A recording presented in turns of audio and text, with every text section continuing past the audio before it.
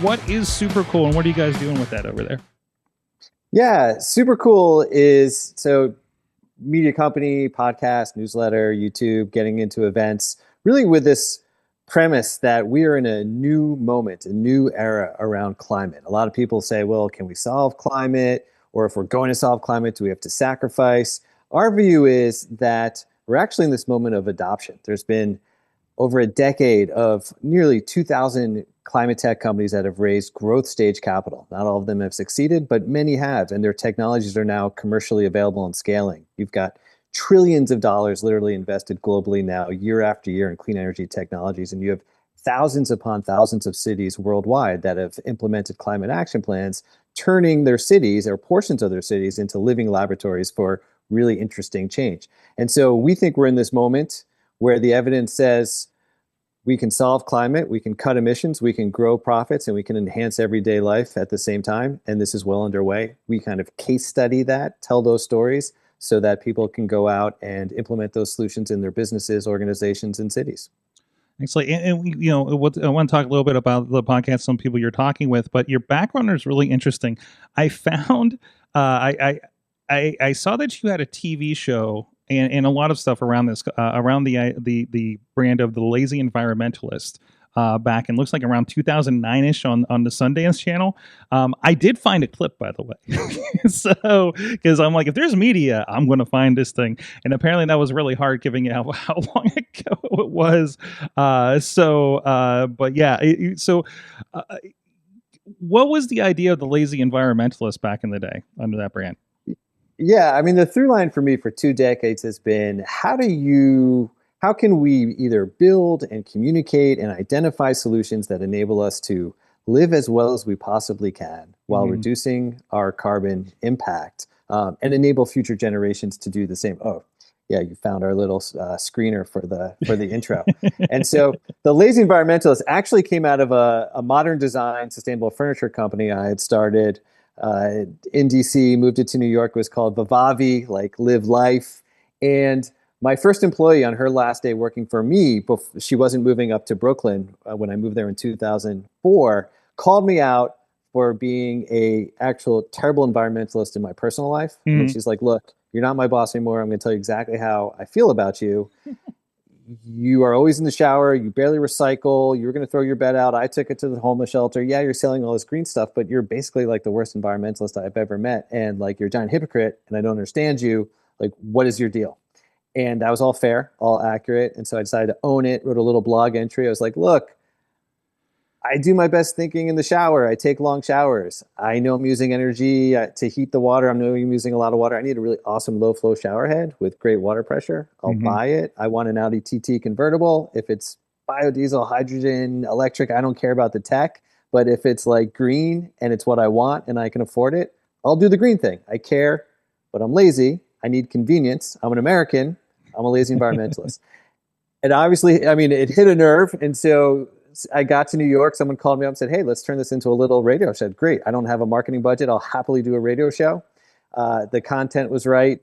The timing was right. It ended up on Sirius Satellite Radio, went live on Sirius, and then we turned it into this reality TV show. Yeah, where I'd go around America. I actually made the TV show with Dave Metzler, who had created Queer Eye for the Straight Guy back in the day. So it had this makeover, but in this case, we'd go find professionals that kind of at the top of their game. It could be a fashion designer and say, hey, we're going to make you over and you're going to do green fashion. But we'd also do kooky things like funeral homes and exterminators. You're killing all the bugs, but you're using all these pesticides and it's terrible. And, get an exterminator and be like, but I've got to kill the bugs. You don't understand. And then we'd go on a journey and see if we could kill bugs without, poison. And so try and shoot lasers. We'd have fun. It was a pretty good show. It was a good time. I think that really hits on a pretty good line, because you're just like, well, how can I do this job? A case in point, I was just listening. I think when you popped in, I was listening to your episode with Amazon, and you think of Amazon as like, oh my God, I'm so wasteful. I'm making somebody like drive me a package every day and all that kind of stuff. But it turns out like I'm familiar with Rivian. I see the Rivian trucks. We talk to the Rivian reps all the time when I go to the SAE events for Formula in Baja.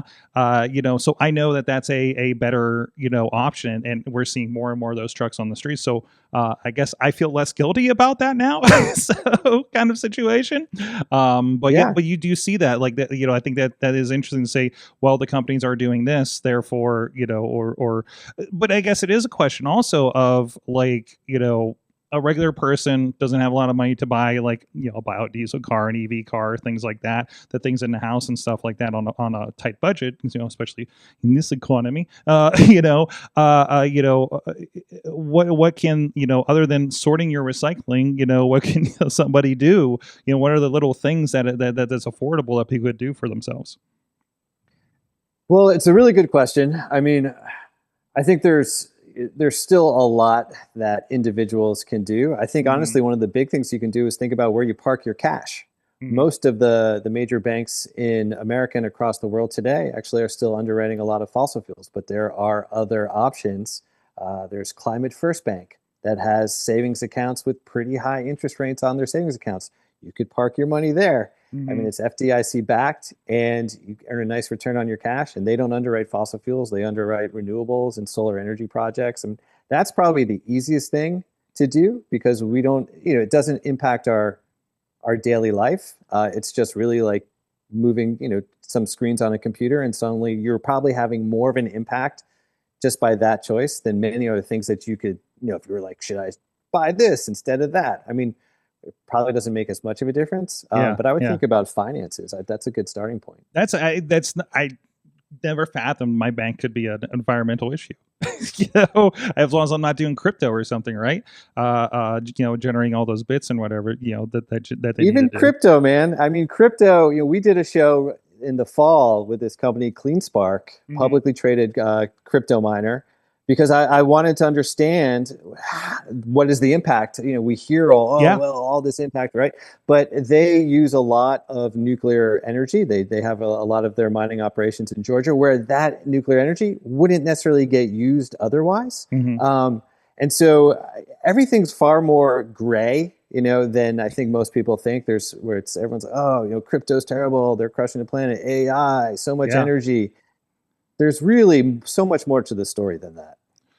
We have obviously we were talking before we did an EV story last week, and a lot of people are, I don't want to say anti EV, but they had like poke holes in it, right?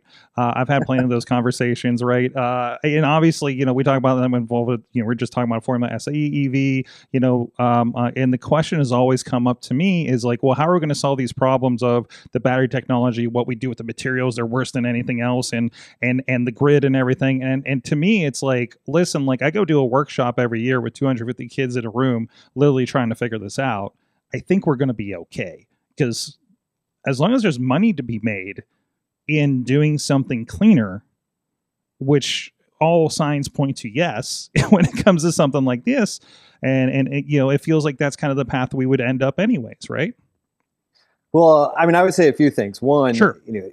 EVs are so much more efficient than gas-powered cars. You can be on your same grid, and it's going to be far better for the environment to be charging up than if you're just going to a gas station and putting oil in your car. I mean, that's just for starters. Yeah. But Yeah. if I hear the same thing about batteries, I would say two things. We talked to a company this past spring, fascinating company called Cyclic Materials. They're the first company in the world that has figured out how to recycle rare earth magnets that are in the motors of EVs.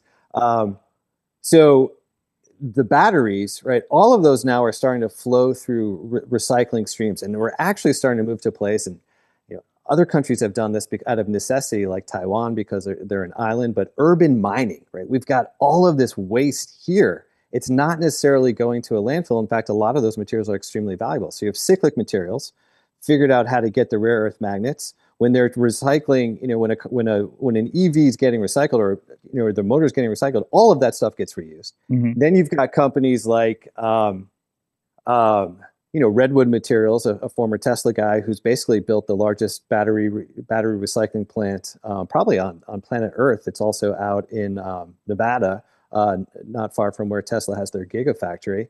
They're not alone. And so you're getting all of this infrastructure starting to come into place because all of that material has value.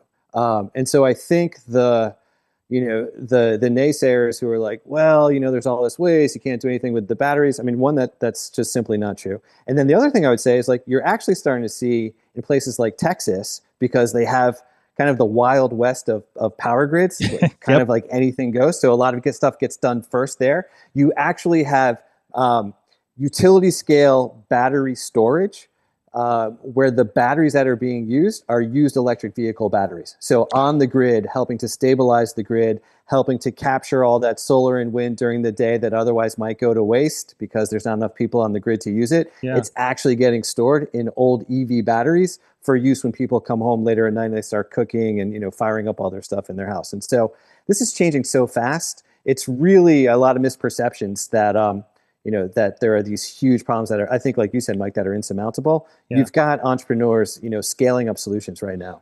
I think, like, even I was just listening, one of the tech shows I listened to was talking about how bad our electric grid is. And you mentioned Texas, which, infamously has some issues. That was kind of, what was that during an ice storm down there, right?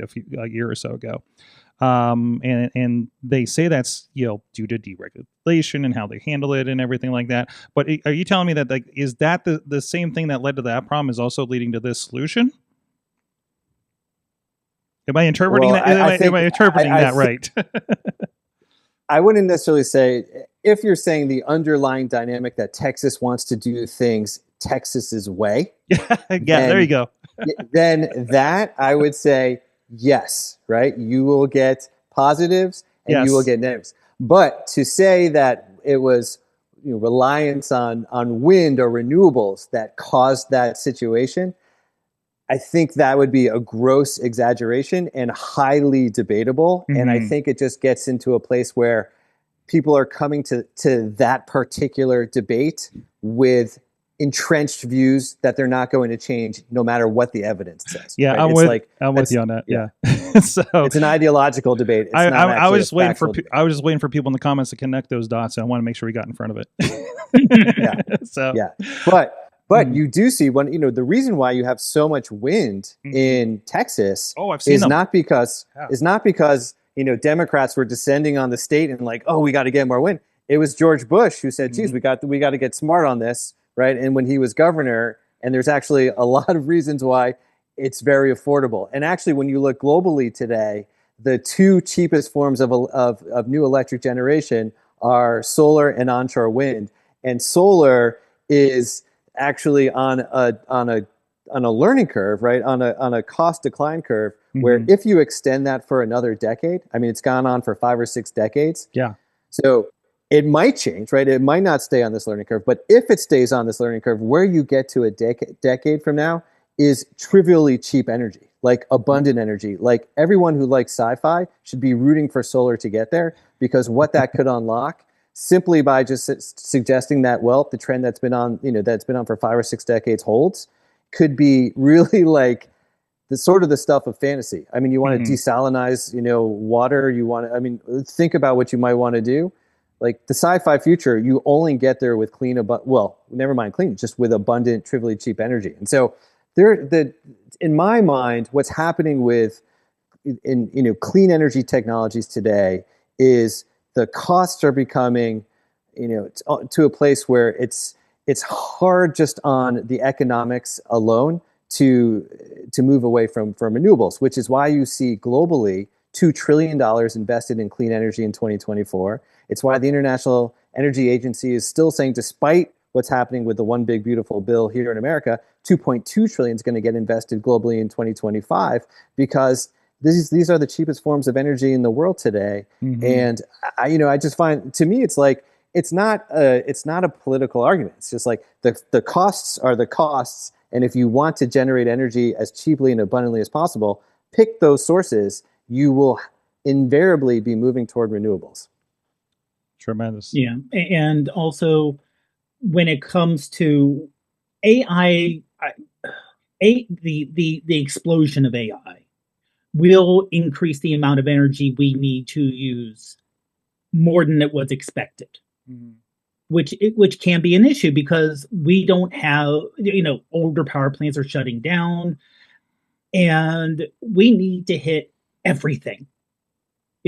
Solar, wind, um, hydro, nuclear, everything we can, but make it spread because we don't know what's going to work long term.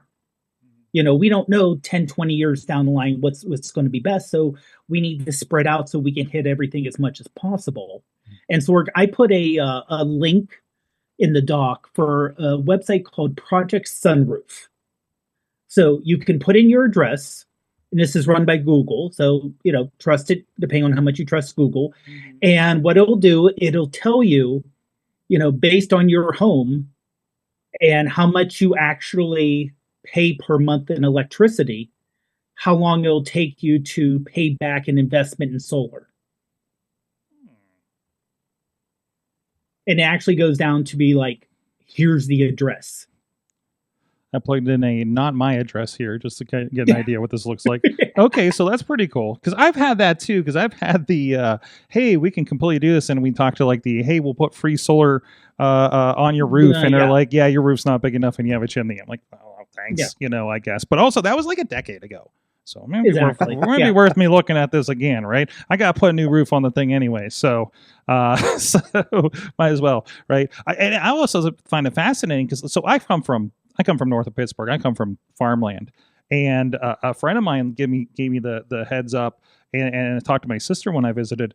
All the old the farms I used to work on and stuff back in the day, they're all turning into solar farms. They're all getting retrofitted, and it's incredible. So, and I know they were small family farms that probably aren't producing much in today's day and age with corporate farm or big farming and everything like that, right?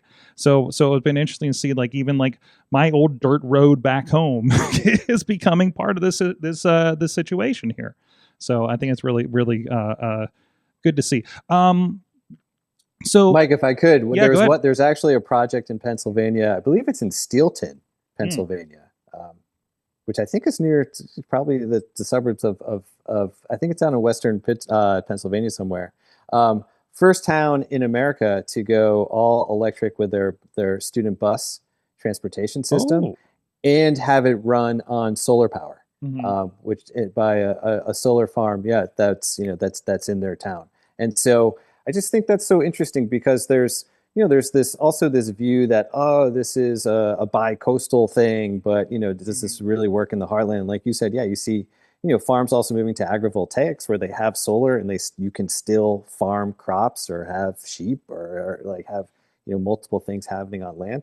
But there are some really interesting examples. I just was really delighted when I came across this in Pennsylvania, this small town that had realized that moving to EVs was going to be far more cost effective over time than continuing to operate diesel school buses. And they had an opportunity to run it on solar, which was bringing down their costs of operation as well.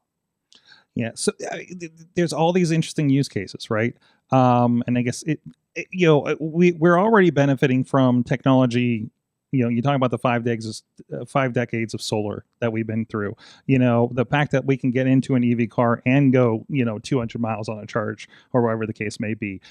I've seen the Ford F-150 Lightning truck. And obviously we talked about the story last week that's going to become smaller and more efficient, so I can have Ford Maverick, in that kind of case. I picked up a Ford Maverick a couple months ago, so I'm now on the hybrid chain. I figure step into it, right? So that's really interesting. So what is the, obviously we're talking about like the EV stuff, what are you most excited about coming up here? What is like the biggest breakthrough that is coming up that you kind of got your eye on? Yeah, I still think that it's what's interesting about climate solutions. The question came up around AI and how much energy AI is going to use. AI is going to use a fair amount of energy, but it's still projected that as we're increasingly electrifying our homes, as we're moving to, I just interviewed a company today called Copper that has a induction range stove that has a battery inside the induction range so that you don't need to rewire your kitchen and run a 240 volt outlet to your, to be able to plug it in. You can actually just plug it in with your regular ordinary outlet, and suddenly you have this probably like the best cooking experience you can have. You're seeing these, so you're seeing more solutions like that are how people are going to be electrifying, the way they live in their houses, because it creates the best solutions, the best quality of life, standard of living solutions. That stress on the grid is actually going to be a lot higher than AI. I mean, when you're just moving to more air conditioning because it's getting warmer. Yeah. I mean, there's a lot of things that are straining the grid. What gets me particularly excited is the use of AI as a climate solution, to actually cut carbon. And, I see it in the built environment. We talked to a company called Brainbox AI. They were acquired earlier this year by Train. Brainbox figured out a way to essentially go into any building. It makes a ton of sense in large, office buildings, office towers, warehouses, you name it, where they can predict with 96% accuracy who will be on a given office floor in 6 hours, right? Like we know like the occupational like sort of floor print here, like who's going to be in the space. That gives us plenty of time to either slowly cool the space, slowly heat the space, do it in a way where we can actually use more energy when energy is cheaper on the grid, or do it in a way where when renewables there's more on the grid and the carbon intensity is lower. But overall, what enables us to not do is spike the energy at the last moment when everyone gets into that space, which is really expensive and also uses lots of energy. And so, by pulling in all these variables using AI, they cut the HVAC energy bill by up to 25% and the carbon emissions by up to 40%. They expanded within 5 or 6 years, Brainbox, into like 17,000 buildings. So it was so widespread that Train comes along and says, great, now we want to acquire you. We want to integrate this into what we're doing. And it works kind of across equipment, right? So you've got AI actually coming in a very delightful way, and one, making those spaces more comfortable for people who are in them. That's what I mean, like enhances everyday life, cuts emissions, grows profits. It's a wonderful solution. So I see that in buildings. Coming back to student transportation, there's a company called Zoom, ZUM. Similarly, in the last 5 or 6 years, has taken over school bus transportation for 4,000 schools across the U.S. And what they do is they come in and they say, look, your kids aren't showing up to school on time because your bus system's incredibly inefficient, because kids on the buses today are having the same experience as their grandparents or great-parents did in the last century. Nothing's been changed. So we can come in, we can optimize bus routes, we can use some AI, we can optimize the routes to make sure they're as efficient as possible, kids are getting to school on time. And as we optimize the bus routes and as we optimize the school bus system, we can then electrify the school bus system, because you don't need nearly as many buses as you're using inefficiently right now, which is what they did for the city of Oakland, is the first major school district in America to operate on 100% EV buses. And they went from having 136 diesel buses down to 74 electric buses, because they just didn't need all those buses, which made the electrification transition financially viable. And so AI unlocks that opportunity. And any company we talk to today, they're actually using AI to become far more efficient in how they're cutting emissions, growing profits, and enhancing quality of life for their customers, for folks as they're going about just regular living. So that to me is, I think, a trend where you often hear people talking about AI. You can hear Eric Schmidt, the former CEO of Google, saying, "Oh, one day AI might do something good, to save the planet." But it's actually happening now. And these solutions are proliferating, because what does AI do? It just makes whatever it looks at far more efficient. And that efficiency is really probably the most vital thing, right, to actually solving climate. We're going to need all these renewables, all this clean energy generation, and then you're going to need the most efficient system to use that energy in the most efficient way to drive decarbonization as fast as possible. That's awesome. I want to make sure we touch base here. We have to go a little over my allotted time here, but you also started a company aside from the podcast where, am I getting this right? You are using grass-based building materials instead of trees. Can you explain that to me? Yeah, that's exactly right. And so I started a company called Planted, Plantd. It's like the hipster spelling, with two former SpaceX engineers. And the idea that we came up with, we started by saying, hey, could we figure out how to grow something that grows faster than trees, pull carbon from the atmosphere faster than trees? Trees, obviously, as they grow, absorb carbon. We started with hemp, tried all sorts of biomass, eventually landed on this perennial, fast-growing grass that will grow about 10 times faster than trees. Uh, Built this whole ag supply chain from tissue culture lab, where we're now using AI to actually run the tissue culture lab far more efficiently, get to plants, give those to farmers. Farmers are actually former tobacco farmers in North Carolina who are transitioning, from a 19th, 18th, 17th century crop now to a 21st century crop. And then we built up a first of its kind production facility in the US that has no smokestack on the roof. So it's a press where we like slice up this grass, put a little bit of resin on it, run it through this long press, and out the other end comes a 4x8 foot sheet that's structural that you can actually nail to a 2x4 and build a house. And we started working on this 4 years ago. We have built some really incredible relationships with the biggest one is with D.R. Horton, the largest home builder in America. They build 1 out of every 7 homes. Just toward the tail end of 2024, we got an order from them for 10 million of these panels. It's enough to do about 90,000 homes. It is kind of a game-changing order for us, and will help us scale, into this industry. But yeah, by doing that, the whole premise is we pull carbon from the atmosphere.